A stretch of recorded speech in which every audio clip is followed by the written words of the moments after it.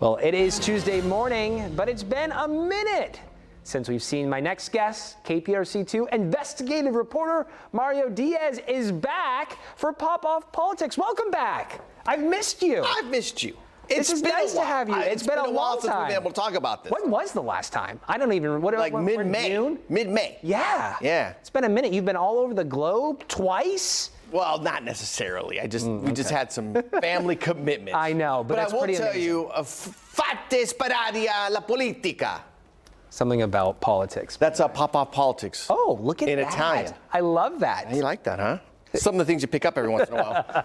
How does journeys around the world? Hey, you know what I forgot? Why? You talk about picking things up. Guess what I forgot? I forgot that little controller. I forgot that I am still responsible I got you. This for is that. what friends are for. All right, there we go. I got you. All right, but we're here, and we're talking about Pop-Off Politics again because there is a special city council meeting today. Okay, listen. Because of Juneteenth tomorrow. Okay, before we get into that. Yeah. Let's just remind folks on, it's been so long, I think we need to remind folks on what we do with this before we get into that special council. We celebrated the 1-year anniversary. Yes. But it's important for people to understand that we do this every single Tuesday around this time, in the 8 o'clock hour, because it's important that Houstonians, all of us, in one form or another, understand what is happening inside of City Hall. And what we do here is we highlight items that are going before Pop-Off Politics, or before the council. We pop off on them. That's what they call the nickname for Pop-Off Politics, because millions of dollars every single week is being voted on by city council members. So this is where we start to examine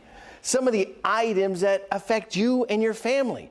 Because at the end of the day, you're too busy to understand really what's truly happening inside of City Hall. Sometimes we're too busy. But that's what's so beautiful about this segment. We're intentional. We are focusing in on items. Some of them make sense. Some of them you just kind of like, what is this? They tag them, they kick them down the road. But it's our job, this is what we do every single week. So. Okay, with that, let's get into what you were just talking about, go. that special council meeting. Leonardo, U.S. Cyber and Look at Security this. Solutions, LLC. What we're doing here is a purchase of automated license plate reader systems and trailers through the General Services Administration Cooperative Purchasing Program for the Mayor's Office, okay? This is also through the Office of Public Safety and Homeland Security on behalf of the Houston Police Department for about $80,735. It's a grant fund. And this is going to be some new additions to the existing inventory of license plate readers, which they have deployed on 2 marked HPD highway interdiction vehicles, according to the city. And what it does, it helps the city assist vehicles, right? Identify. Sometimes they're stolen. It can help assist them if they're stolen. Most importantly, it helps them to combat crime. What about those paper tags? Does it crack down on that? Well, the paper tags, that's a law. They shouldn't be on the road anymore, right? But with regard, unless it's a brand new vehicle, and then I just saw one from 2019. Well, that's an 2 issue. days ago. That's an issue. Yeah. And Amy Davis exposed that issue a long time ago. But with regards to the license plate readers, imagine this, and they have these in certain communities already. I can tell you right now, in Chicago they have some, where let's say there's a crime that took place overnight, and you're trying to figure out, hey, well, what happened? Well, let's go back to the license plate reader, see what cars went through. Then you start to pinpoint, say, hey, wait a second, that car, that person doesn't live here. That person lives all the way in Huntsville. So that's how you identify with regards to LPRs, as they call them, LPRs, the benefit to them, and that's what they're doing here. Interesting. They're investing. Very interesting. Okay, what else are you working on? Here's the next one. Okay, so you know about the holiday Christmas lights that they have? Oh, yes. How much do you think they spend, without looking? How much do you think they actually spend? There's monitors everywhere. I'm looking. Get over here because you're out of the shot. How much do you think they spend on the holiday Christmas lights? Hundreds of thousands of dollars. Okay, come on. Seriously? Can you just make a round number guess? 500. Hey, you're off. Because they're spending $774,000 to approve spending authority for the purchase of holiday lighting services for Herman Square through Texas Local Government Purchasing Cooperative by board for the Mayor's Office of Special Events from Coric LLC, 1 year with 2 1-year renewals, $774 Tourism and Promotion Fund. Okay, now this is to help keep the lights up around Christmas time. Make the city holiday spirit. Make it look festive. Yeah. Make it look festive. I didn't think that was the number. I know. I thought it was, honestly, I thought that number was going to be less. But it's for 1 and 2 on the 1 year options. So it's $7. That's how much they're spending to light up the Christmas tree and the Christmas lights Herman Park, right? around Herman Park, which is that, that big water. So this does not include the whole Galleria area, right? Herman Square. By the way, Herman Square, not Herman Park. Herman Square. Right, but this does not include the amounts that used to pay for other holiday lights, right? No. This is the specific area that's the actual pond, City Hall. Herman Square. I got you. Yeah, right there. That's wild. Yeah.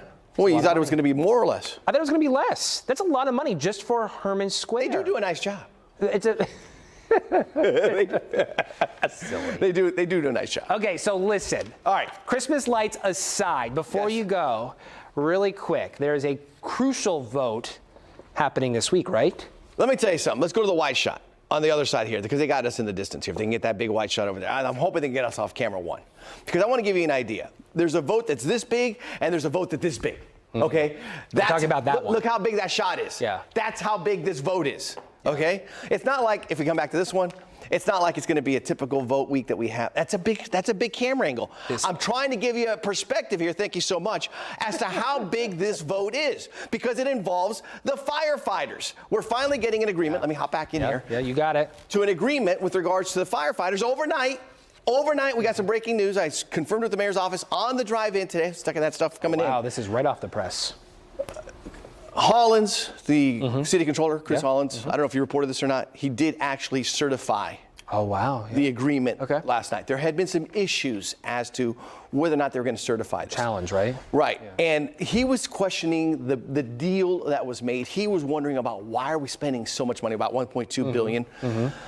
Billion with a B. Billion. And the mayor's office is saying, listen, we got this agreement. We need to make this happen. This is the number we negotiated. Also, we're going to be paying more. But they were also trying to tell Hollins that your lane in all of this is to simply to certify the legal fees. So get on. Not about the deal. Let's certify this, move on. There was some pushback, more pushback. Overnight, boom. He certified it. So they're now going to vote on it and move forward. The reason why they're voting on it this week and why it's important. That's tomorrow, Wednesday. No, it's today. It's today. It's today. You weren't paying attention at the top. Because of the fact that they have to. I love this guy. It's great to see you. Because what they have to do is because they have to have this approved before July the 1st. Firefighters are paid. So if you wait till next week, it's going to be too late. So they got to do it this week. And tomorrow's Juneteenth. So they're doing the double session today. Gotcha. So this big firefighter deal that's been going on for like 8 years appears to finally. This impacts a lot of people. Well, a lot of people. You know, it's intriguing because obviously this has been a huge fight that for 8 years they got nowhere except court case, another court. And then you have the new mayor come and say, we got to get this thing resolved, or else it's going to cost us more money. And then you have the controller now who's pushing back saying, hey, I don't know about this deal. And it passed last week at City Council 14-3.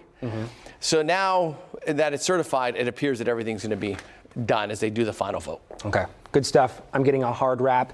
If anybody has any questions, concerns, where can they go to reach you? It's right there. mdiaz@kprc.com. Yeah, we got it. Thank you, sir. Welcome back. As always, we do appreciate it. Thank you very much.